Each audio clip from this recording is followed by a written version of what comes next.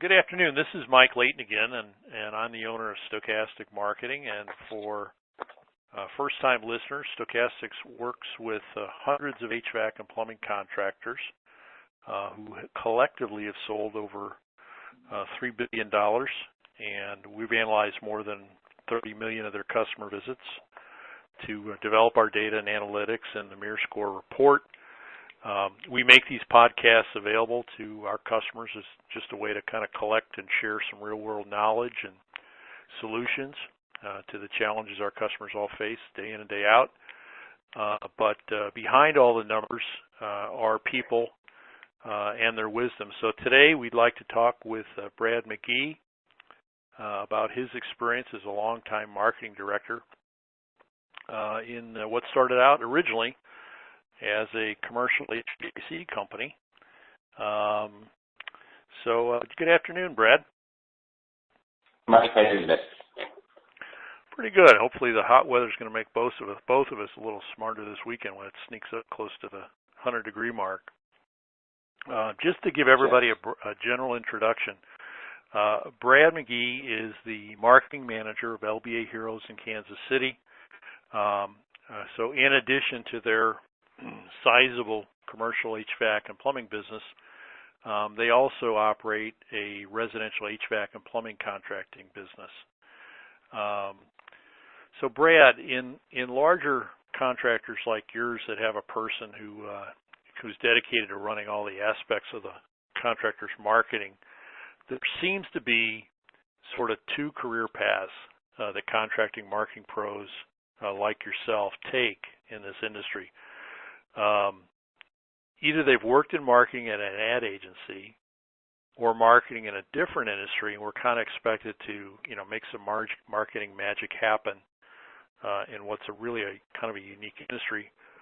Sort of are like you, they kind of grew up in the industry and had to learn marketing via the School of Hard Knocks. Is that kind of how you came along, Brad? Absolutely. Yep. That's LBA is one of the few places I've been and one of the few things I'm really into. I haven't been in a marketing agency or anything like that, but started sweeping the floors and making deliveries and then doing a little bit of construction work and service work and then eventually getting in the office. And then once we started to realize that we needed to grow, started putting my focus more on the marketing, and it just evolved like that. So just kind of give some background for the people that haven't met you before.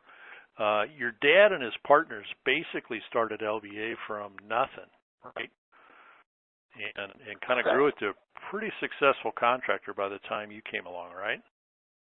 Correct. Yep. They started back in '84, just out of my dad's garage, and they both worked at a high-rise downtown, and that was their first customer when they started on their own, was the commercial property manager that they were working for before that. So after they got that as their first customer, then they started doing jobs at night after work and construction jobs at night, and then slowly started getting into homes, working at friends and families, and then eventually getting word of mouth out there, and it started to grow, and they added their first couple employees, took off from there.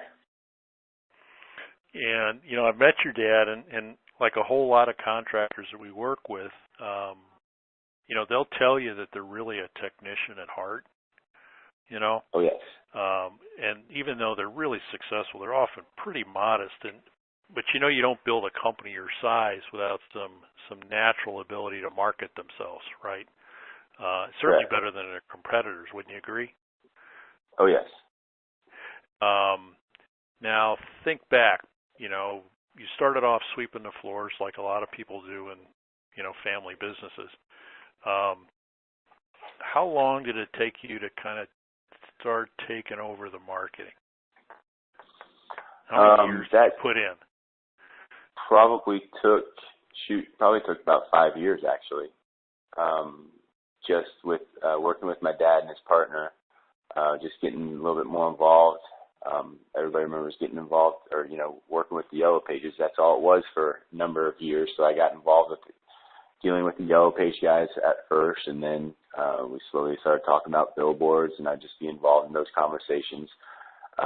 And, everything back then, it was, people like the Yellow Pages and these other people outside of your industry are coming to you telling you what you should be doing. So you just kind of play along and you do that as they come to you. We didn't have any marketing strategies back then. So we let everyone else tell us what to do, and then we would slowly figure out what would work, what wouldn't work, and eventually finding out that, if you're not in this industry, you really don't know what works for our industry, to be honest. So we just started kind of taking it on our own. But, yeah, it probably took 5-6 years before I even started understanding, no, we need to avoid that, put all of our focus on these certain areas. So it wasn't like somebody that comes in from the outside who was working at an ad agency and kind of, applied for a job, and the owner kind of had us sit down and say, what have you been doing, and here's what I'm expecting from you, and here's your KPIs. It was really more of a learning by osmosis in your situation, kind of not formalized. Yep, not formalized at all. We had the ad agency come in, and we did work with them for a little while, and I'd say that they'd be good, helping you rebrand, coming up with the design aspect and all that stuff. So they do well with that. But the marketing part, it was all trial by error, gut feelings at first, and then now that we were growing even more, my role changed about a year ago, and we realized that all my efforts need to be focused on marketing if we were going to keep growing, because there's lots of analyzings with numbers and where your customers are coming from and everything, not just the typical marketing that the ad agencies try to come in and bring with you, because most marketing out there is for retail. We're not retail, we're service. So you have to think differently about it. So when you were, because the rebranding is always such a challenge, right? What was the original name? Was LBA Heroes? No, LBA Heroes is actually just what our website is, www.lbaheroes.com. Our official name is LBA Air Conditioning, Heating, and Plumbing, and that's what it's been, I think, since day one. Okay, so the Heroes side of it, that kind of came from the ad agency's kind of way of looking at the world. We need to brand and brand and brand. Yep. Okay. We came up with we were trying to push plumbing back in the day, and we came up with the idea of the heroes are on the way. Your plumbing hero is on the way. And then we developed a new, I guess you'd call, mascot back then too, trying to portray a superhero type image, and it just kind of evolved from there. But most of that was working with the agency. When you kind of first got started off, did anybody kind of quantify what a new customer was worth, or how much it cost to acquire a new customer? No, not really. Not from that process. We kind of figured out what our cost was, and then just hearing, from other contractors, we're involved in mixed groups and going to contractor functions and events across the country, hearing that, this is how much a customer typically costs somebody with marketing. So how long? Because it sounds like is a lot of the marketing really more of a kind of a group decision, or kind of consensus where you have to be the sounding board for the, obviously the sales guys always want more leads, and if they're not selling, it's your fault because you didn't get them really easy leads that were, going to say yes to anything they said. And you got a plumbing business, you got an HVAC business, and those are a little bit competing.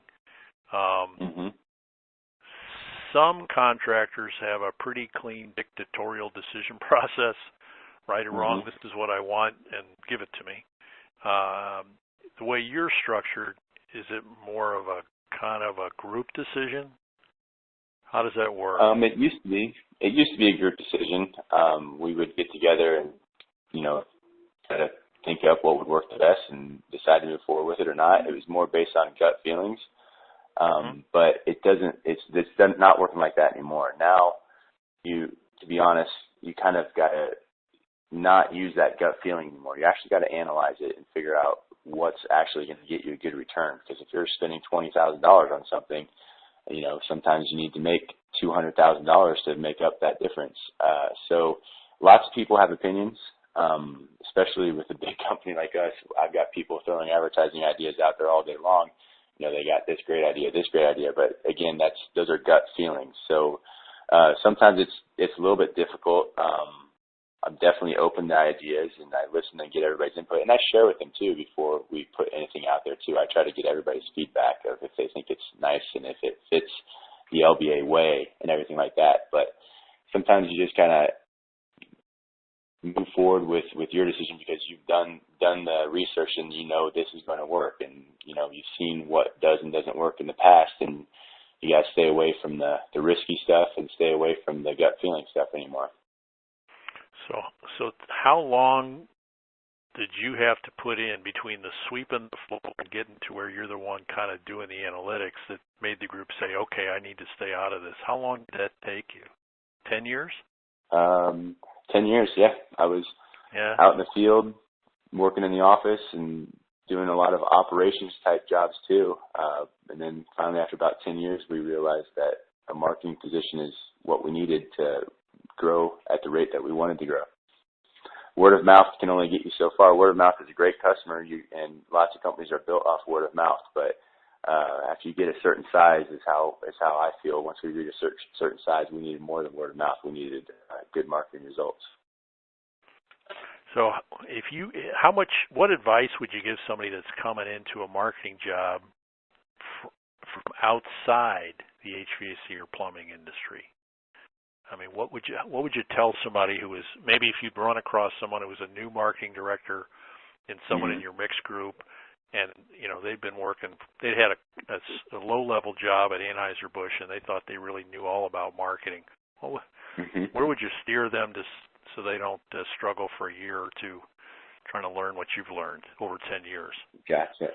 Well, without crushing them too hard, you remind them that this is not retail, it's service. You have to be easily found and available when they need you. So it's not, like I said earlier, it's not about retail. It's not about selling, materials and stuff like that. So you first have to know how to be found. Your consumers need to know how to find you. So that's about half of it, because they're going to have the need. It's just when you never know when. Then you need to be top of mind too. So when they need you, if they don't easily find you, they have to remember you. Whether it's, because they've seen your advertising or your marketing. Be that, you have to focus your marketing to a smaller group too, because you may not have the budget to be on every radio station in town. So you choose who your target audience is, and you hit them several times instead of trying to hit the entire city.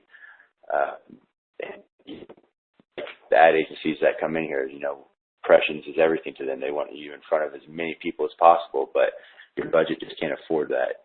You can afford to have a smaller audience and get a smaller audience several times, and then they're going to call you when they need you. So what are the best sources of information on contractor marketing other than Stochastic that you'd recommend to a marketing director who's kind of just getting started or established or maybe just trying to get better? In some industries, that information is really easily available. For instance, in the catalog e-commerce guys, not only is there a lot of trade publications, but there are a whole lot of real detailed, real robust white papers. I mean, at your fingertips. It's like a college degree for giving them your email address. You can subscribe to this stuff. But HVAC, plumbing, it's a little harder. Where do you go to get information when you're trying to research stuff at 10 o'clock at night? It's all about really who you know, kind of. You need to be involved in peer groups. You need to know other owners and marketing people that are in your industry and get their ideas, get their feedback, find out what works in other cities. That gets a little bit difficult because weather's so different, but involved in any sort of peer group is the best way to do it, I feel. Even if it's involving, some of your competition in town, it's not bad idea to know what your competition is doing and what they're up to, and friendly competition is definitely a good thing in my opinion. Another thing too is I've found over the last couple of years, when you do choose to use a vendor for something, whether it be direct mail, website, other things, other marketing materials, go with somebody that's, industry specific. Somebody comes to me and says, we send these postcards out for, this car dealer in town. Well, that's a completely different industry. They're not going to know what works for a service company that does HVAC. So companies out there that specialize in your industry is what I've used now.